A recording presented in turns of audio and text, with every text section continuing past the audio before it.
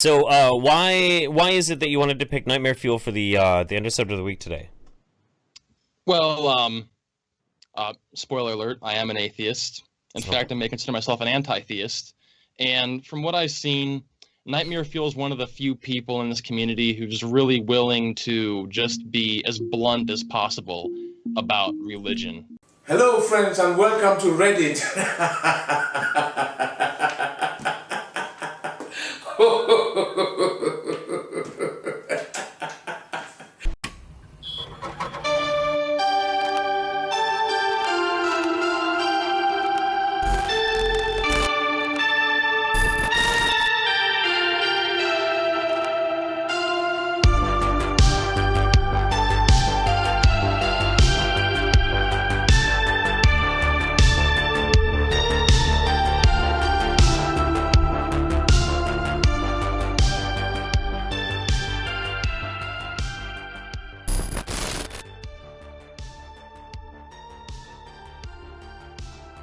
The fallout from my last video was interesting, to say the least. The response from the other side amounted to nothing more than character attacks and flagging, which culminated in getting my video put in a limited state. This flagging may have been from figures in that political circle, or organized in secret, although that is just speculation. What I am very certain of, however, is that the flagging was done by those who followed that circle of people. Of course, I am talking about Nightmare Fuel, Claire Voltaire, Billy Bong, and Otterface. After all, there is a very strong overlap between each of their audiences, and all of them, with the exception of Otterface, did share it on social media, with Nightmare Fuel encouraging his fans to simply visit and dislike it. Although, I'll be honest, some of the blame is on me. The PFLP footage and Happy Merchant memes didn't at all help my case. And this does mean that in the future I will have to act more professional. I can't have the delusion that I am some sort of rogue unknown figure. I am gaining more subscribers and getting more attention. Of course, that doesn't mean I'll become mute and sell out to leftoid Imperium. The character attacks all came from tweets by Nightmare Fuel and Claire Voltaire, though I have to remind that this is internet politics, not a hair salon. The funniest was a tweet from Claire which said something along the lines of that I am a dork who reads long, boring texts over techno music.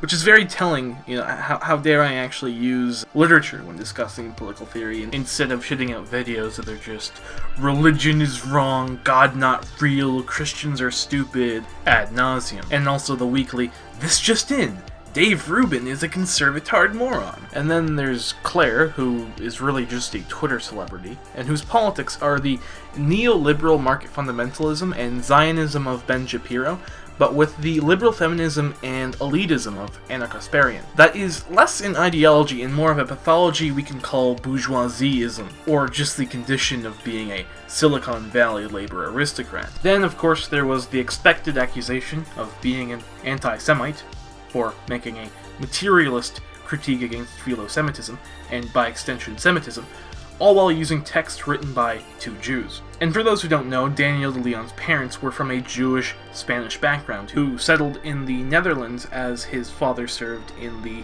Dutch Royal Navy as a medic. Daniel de Leon's first wife was also of Jewish descent, although de Leon seemed to be an atheist for most of his life and never really identified with Jewish culture, as his eldest son only found out he was of Jewish descent very late into his life. And Marx, as everyone should know, was of Jewish blood but was raised Lutheran as his father converted so that he could practice law. These accusations of anti-Semitism are rich, coming from Nightmare Fuel, who constantly states that Christians and Muslims are delusional, although I suppose Judaism is an untouchable subject to him, as he seems to have a hard-on for liberal Reform Jews. If I had said that Christians, and more specifically Catholics, engage in a suffering cult which allows for not only a tolerance but a veneration of worldly suffering, which is a view I do hold, no one would have batted an eye. There is a quote by Max Horkheimer which says, "If you are unwilling to criticize liberalism, then shut up about fascism." I'd also add, if you are unwilling to criticize Semitism, then shut up about anti-Semitism. So the aftermath tells me that the other side doesn't actually have any arguments, because they don't argue against the things I say. Jesus, I sound like Jason Under now.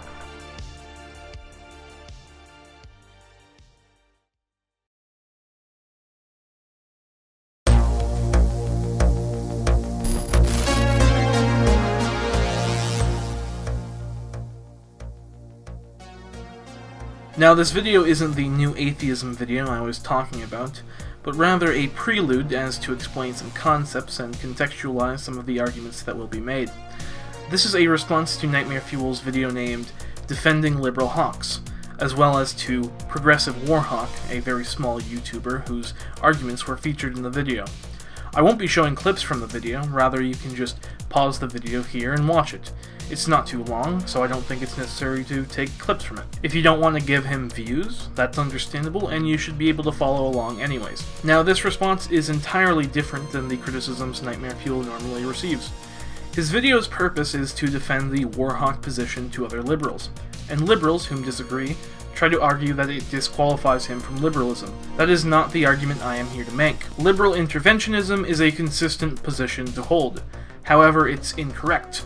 Not because of where it leads to, but because of where it begins. The liberal project lost the historical importance it had in the times of monarchy and serfdom. In this new era, it is impotent and blind. So as a dialectical materialist, my argument is completely different. However, Nightmare Fuel doesn't want to engage with this position, as the liberal fears the dialectical materialist. Rather, he would respond to other liberals and pseudo-socialist leftoids like Dan Arrow. A common talking point among these liberals, interventionist and non-interventionist alike, is whether or not the other is a liberal or a conservative. This is the product of the profoundly dumb American politics. What one has to understand is that both the contemporary liberal and the conservatives are both liberals in their own right, but rather represent an internal left versus right spectrum that is present in every ideology. A conservative is simply the liberal of old, and so belongs to the first political theory. Nightmare Fuel starts off by mocking those who call themselves anti-war, calling it a childish position. I agree, I am not anti-war, I am an anti-imperialist, and there is a difference. I'm against wars perpetuated by capitalist powers to maintain the dominance its capitalists hold over global markets. My position would change entirely had we gained a socialist state. While I am not some sort of crypto-trot, I would be a lot more by jingo will fight. This may seem like a contradictory opinion to hold, or just simply a case of bias, but the reality is the material conditions would be different.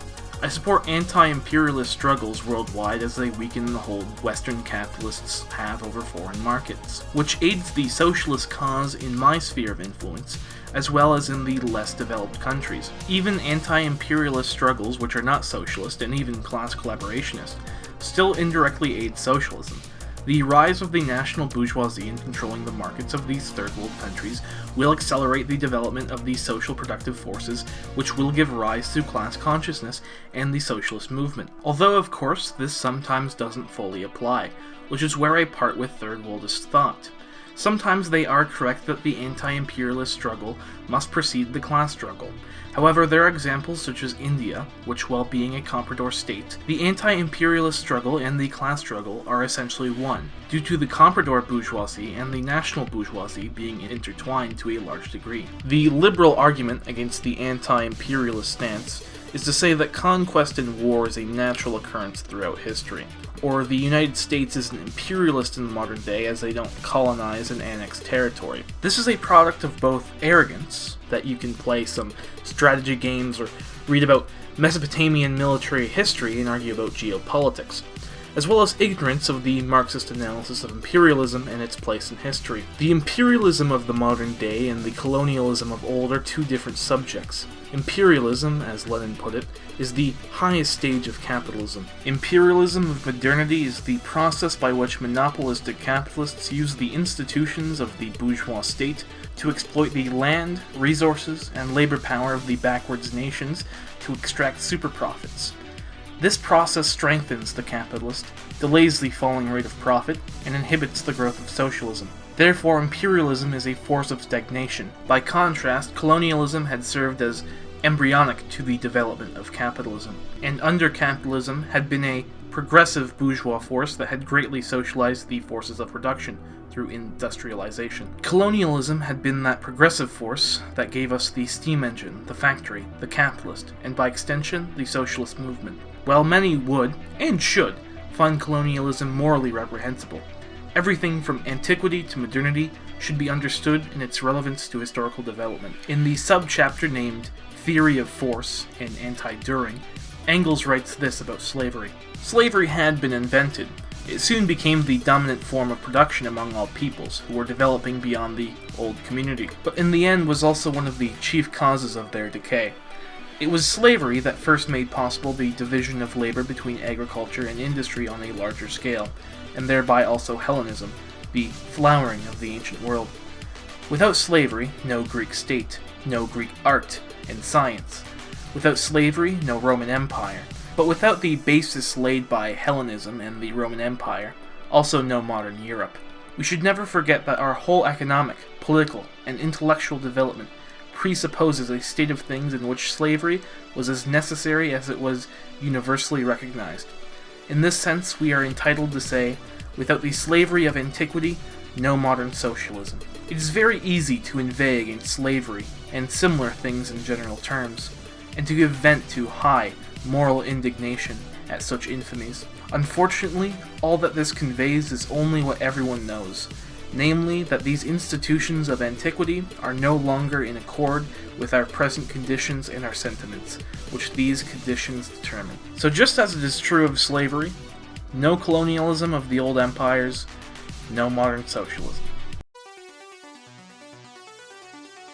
Nightmare Fuel features progressive Warhawk to give a polemic about his liberal humanitarian revolutionary conquest and coup d'etats of the world's dictatorships, all justified using his liberal slave morality as contrast to Nightmare Fuel's liberal master morality. Nightmare Fuel's outlook is essentially that the West's values are better than the religious reactionaries and secular despots of the backwards nations, and so should overcome them in a global war subversion. Progressive Warhawk rather portrays those in these nations as victims who need the West's help in order to achieve a liberal democratic polity. The liberal anti-interventionists and radical liberal leftoids then respond with a slave morality of their own, culminating in a hissy fit where both sides will try to label the other as a conservative and right-wing.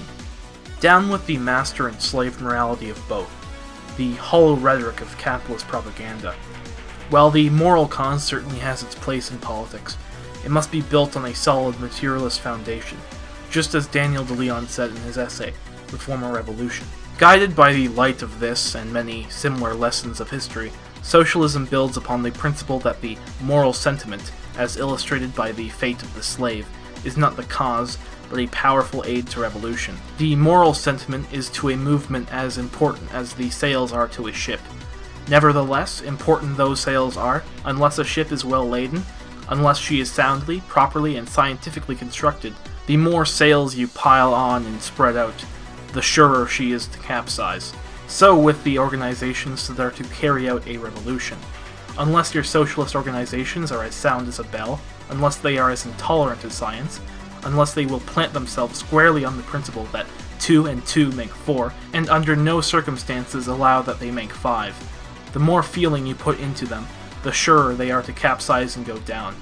On the contrary, load your revolutionary ship with the proper lading of science.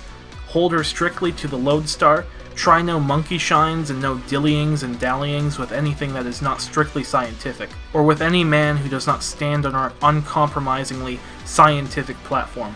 Do that, and then unfurl freely the sails of morality. Then, the more your sails, the better off your ship. But not unless you do that will you be safe, or can you prevail. It's through the materialist analysis can the imperialist jingoism, cloaked in liberal humanitarianism, be exposed for what it is, starting with its basic impotency and impossibility to achieve the goals it seeks. As atheists, they oppose the Muslim reactionaries, but as foot soldiers of capitalists, they seek to empower them. The comprador bourgeoisie enrich themselves through rent. That is their basic motivation.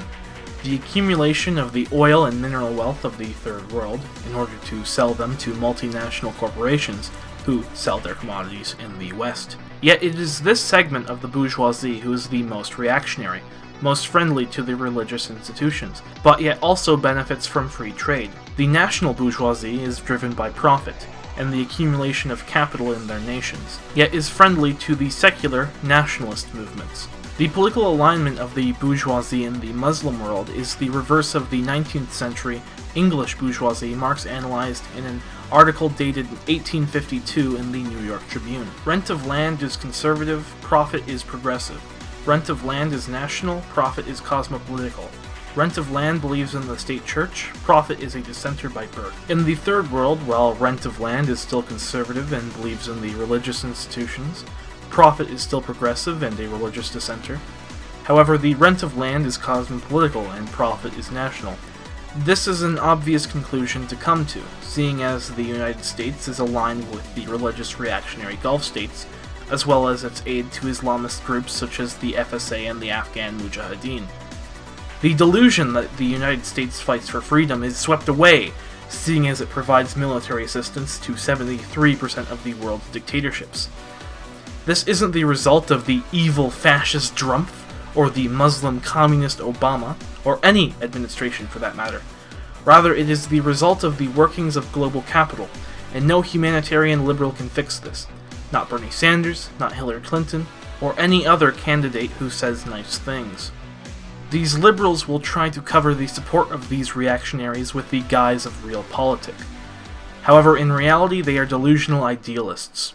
They can only justify their propositions with appeals to slave or master morality, but are completely blind to the real material relations that drive global capital, and the geopolitics of states. So it is clear to anyone that values progress and advancement over reaction and stagnation, that you should give critical support to secular nationalists such as Assad and Gaddafi over the reactionary stooges of the US empire.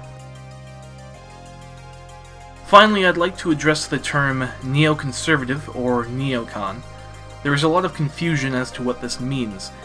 In a video towards Caitlin Johnstone, who from what I could gather is a pseudo-socialist Bernieite leftoid, although maybe I am being too harsh, he laid out what he thinks a neoconservative is. First off, this has almost become a ritual. I am not a neocon. Let me repeat.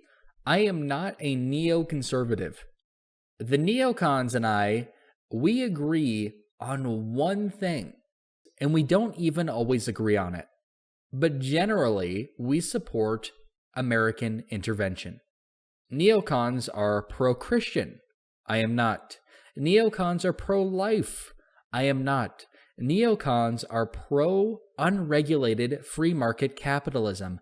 I am not. The origin of the word neoconservative originated with the founder of the Democratic Socialists of America, Michael Harrington, to describe other socialists and social democrats who had started to adopt more interventionist foreign policy, some even joining the Republican Party. Irving Kristol, who is considered the godfather of neoconservatism, was himself a former Trotskyite. Neoconservative simply refers to the new conservatives, and is itself quite an open tent. Regarding social issues, however, they tend to be secular, and way more secular than the paleoconservatives. A neocon can really be anywhere from a social democrat to a right-wing libertarian, although typically holds to neoliberal economic policy.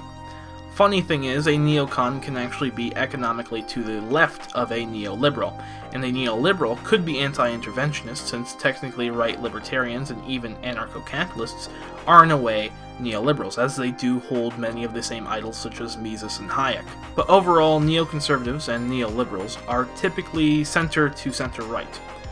I think both of these terms fit Nightmare Fuel and his crew, although he says he is on the left. At the very least, to be on the left, you would have to be a proper social democrat, and I've never heard Nightmare Fuel or any of his fellow travelers advocate for even some minuscule nationalization of key industries that tend towards monopoly. Nightmare Fuel and friends advocate for a social market, and not much else beyond that. Therefore, I think the term neoconservative and neoliberal apply, and more specifically in the social liberal camp.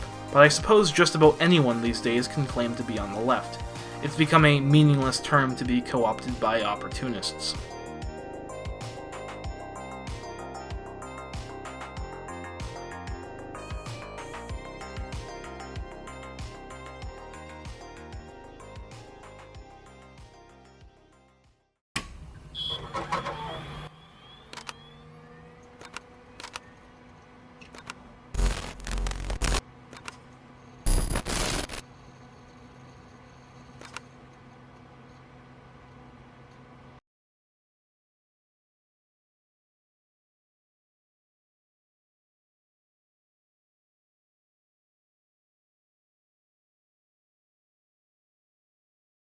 I said dialectical materialism is a lot like rape, so you're right there.